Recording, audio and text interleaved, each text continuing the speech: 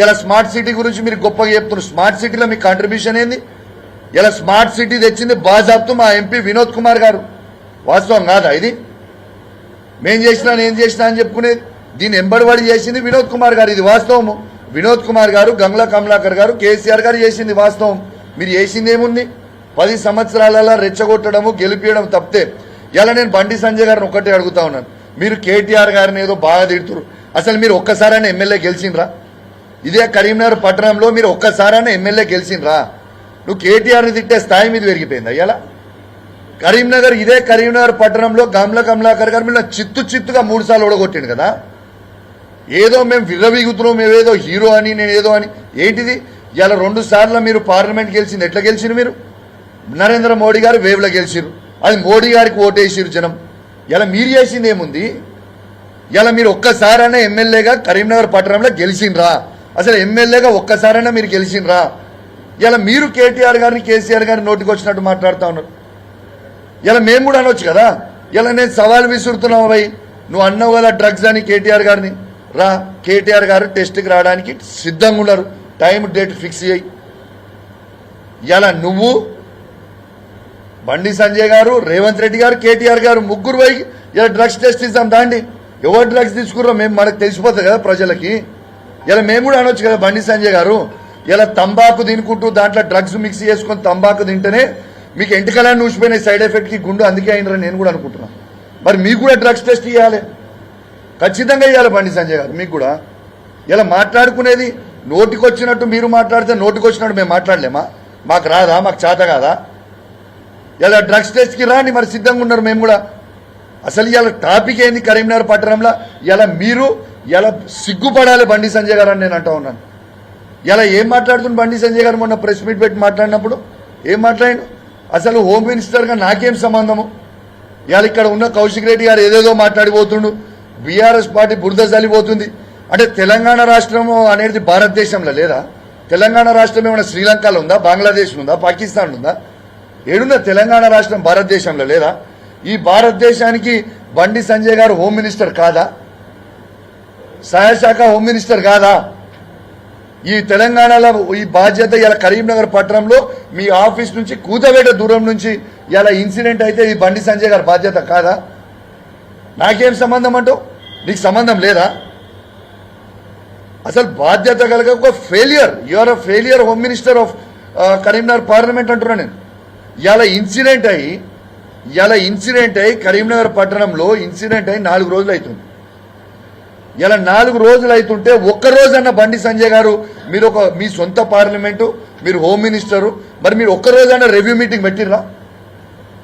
ఈ ఇన్సిడెంట్ అయినాక ఒక్కసారైనా 7 వరకు వచ్చింది అనేది సిపి గారిని, ఈ జిల్లాలున్న పోలీస్ యంత్రాంగంని పిలిచి, ఉమ్మడి కరీంనగర్ జిల్లాలో ఉన్న పోలీస్ యంత్రాంగం మొత్తం పిలిచి మీరు రివ్యూ మీటింగ్ పెట్టినరా అని నేను అడుగుతా ఉన్నాను. Is it not your duty? నాకేం సంబంధం రాష్ట్ర ప్రభుత్వానికి? భారతదేశంలో తెలంగాణ కూడా ఒక భాగం బండి సంజయ్ గారు. అది పార్లమెంటు అనేది మీ దాంట్లో వచ్చింది, మీ పార్లమెంట్లో ఉన్నది ఇక్కడ. Is it not your duty? మీరు బండి సంజయ్ గారు, మీరు రేవంత్ రెడ్డి గారిని ఎందుకు ప్రశ్నిస్తలేరు?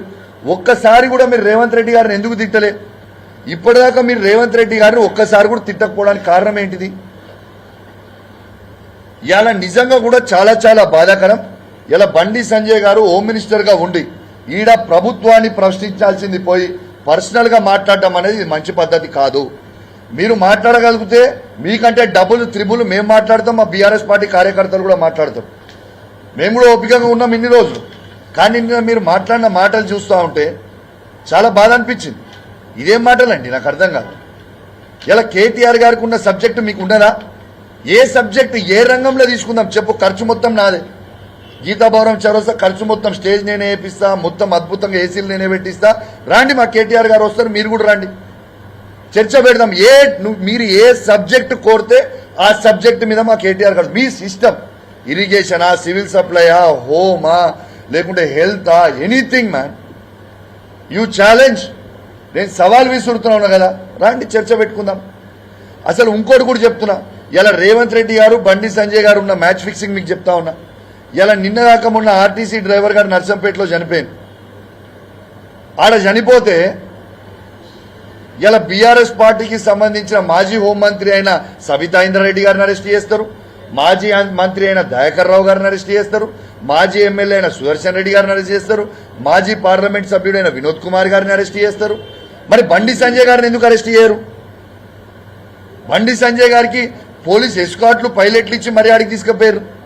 మరి మిమ్మల్ని ఎందుకు అరెస్ట్ చేయలే? ఇక్కడ బీఆర్ఎస్ పార్టీ మాజీ మంత్రులని, శాసనసభ్యులని, మాజీ ఎంపీలని మళ్ళీ మీరు అరెస్ట్ చేసినప్పుడు బండి సంజయ్ గారు మిమ్మల్ని ఎందుకు రేవంత్ రెడ్డి గారు అరెస్ట్ చేయలేదు? ఎందుకంటే క్లియర్ గా తెలుసు ఆడికి టీఆర్ఎస్ వాళ్ళు, బీఆర్ఎస్ పార్టీ వాళ్ళు ఆడికి పోతే ఆడ గొడవ అవుతుంది, ఆడ ప్రజలు స్వాగతం పలుకుతారు. బండి సంజయ్ గారు కాబట్టి రేవంత్ రెడ్డి బండి సంజయ్ ఒకటే కాబట్టి ఆడ గొడవ కాదని తెలుసు కాబట్టి బండి సంజయ్ గారిని పైలట్ ఇచ్చి పంపించినా? మరి ఇది మ్యాచ్ ఫిక్సింగ్ కాదా? ఇది ఎగ్జాంపుల్ కాదా? దీనికి మీరు జవాబు చెప్పరా? అరే ఏం మాటలండి, అసలు ఏం అభివృద్ధి చేసినావు? చలో నువ్వు అంటావా ఏం అభివృద్ధి చేసినావని? దాన్ని మేము కేటీఆర్ గారు వస్తారు కరీంనగర్ జిల్లాలో నీకు సంబంధించిన ఏర్ సెగ్మెంట్లలో బీఆర్ఎస్ పార్టీ కేసీఆర్ గారు ఏం అభివృద్ధి చేసినో మేము పెడతాము, నువ్వేం అభివృద్ధి చేసినావు నువ్వు పెట్టు కరీంనగర్ ప్రజల ముంగట. అది వేములవాడలో ఏం చేసినావో చెప్పు, మేమేం చేసినామో చెప్తాం.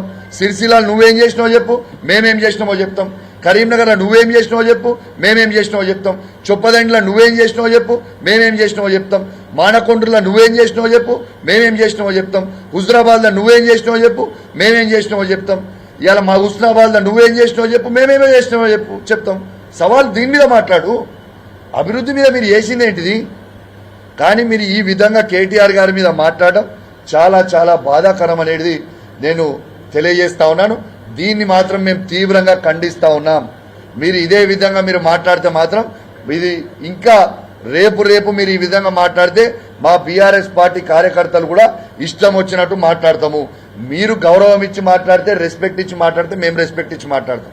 ఈడ కేటీఆర్ గారు వచ్చి ఇదే ప్లేస్ లో ఇక్కడ కూర్చొని పరామర్శించి వాళ్ళకి ధైర్యం చెప్పి కరీంనగర్ ప్రజలారా ఎవరు అధైర్యపడకండి, మీకు ఖచ్చితంగా మీ పక్షాన మేము ఉంటాము.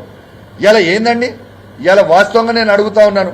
ఇలా ఇక్కడ కరీంనగర్ లో ఉన్న సిపి గురించి ఈ చాతగాని దద్దమ్మ ఈ సిపి ఇలా నిద్రమైన ఇలా గుర్రాల పండ్లు తోముతున్న ఈ సిపి ఏమి పీక్తున్నాడు అని నేను ఆనాడు అసెంబ్లీ సాక్షిగా సిపి గారి మీద నేను చెప్పింది వాస్తవం కాదా? ఇదే సిపి గారి మీద నేను చెప్పింది ఫ్యాక్ట్ కాదా? కరీంనగర్ ప్రజలు ఇబ్బంది పడతారు, లా అండ్ ఆర్డర్ అనేది తప్పుతా ఉంది అని నేను సిపి గారి గురించి అసెంబ్లీ సాక్షిగా కేసీఆర్ గారి నాయకత్వంలో నేను చెప్పింది వాస్తవం. ఇలా అయిందా కాలేదా? ఇలా ఆనాడు మీరు ఈ పోలీసింగ్ మీద ఏం నడుస్తుంది అని అప్రమత్తమై రేవంత్ రెడ్డి గారు తనే ముఖ్యమంత్రి ఉన్నాడు, హోమ్ మినిస్టర్గా ఉన్నాడు.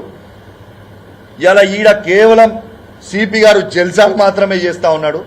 ఈడ ఖచ్చితంగా ఈడ గాడి తప్పుతా ఉన్నదని నేను చెప్పింది వాస్తవం. ఇలా వాస్తవం కాలేదా? నెల రోజుల లోపలనే ఇలా ఏం చేస్తుండు సిపి అని నేను అడుగుతా ఉన్నాను.